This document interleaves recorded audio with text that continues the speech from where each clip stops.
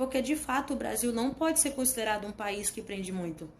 Você tem, por exemplo, a nossa lei penal, que desde 1984 vem se atenuando cada vez mais na maneira de lidar com o crime e vem ficando cada vez mais preocupada com ressocialização e não com a efetiva punição, que é para isso que as prisões servem.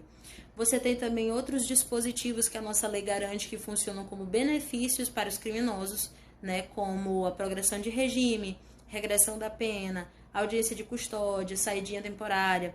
Você tem também o próprio princípio da insignificância, né, do direito, que com base em alguns critérios julga se determinada prática deve ser punida com prisão ou não.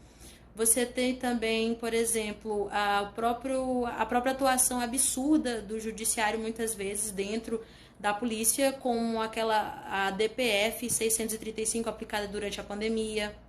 Você também tem aí uma legislação que garante que menores de idade não vão ser presos caso cometam crimes. Primeiro que a legislação nem chama de crime os atos criminosos deles, chama de ato infracional. E o menor de idade não é chamado de criminoso, é chamado de menor infrator, certo? E aí, é engraçado, né? Um país que garante que um menor de 16 e 17 anos tem capacidade mental de votar, de escolher seus representantes, não tem capacidade de saber o que é um crime antes de cometer? Não faz sentido, né?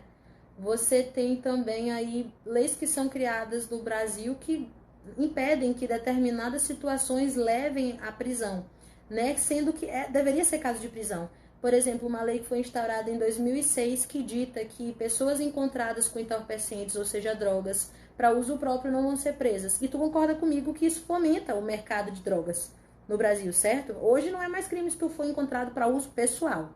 Se eu tiver que ser bem honesta aqui, eu acho que eu disse foi pouco, porque ainda falta muita coisa. Quando tu vai analisar de fato, assim, a fundo, na íntegra, a legislação penal brasileira, tu vai encontrar ainda diversas questões que dificultam que o criminoso no Brasil seja efetivamente preso e que seja efetivamente punido, né? Certo? Isso tudo aí foi só a ponta do iceberg, né? Mas analisando todo esse quadro aqui, tudo que eu falei, tu concorda comigo que não tem como o Brasil ser um país que prende muito, sendo que ele dificulta a atuação da própria polícia dentro dele, né?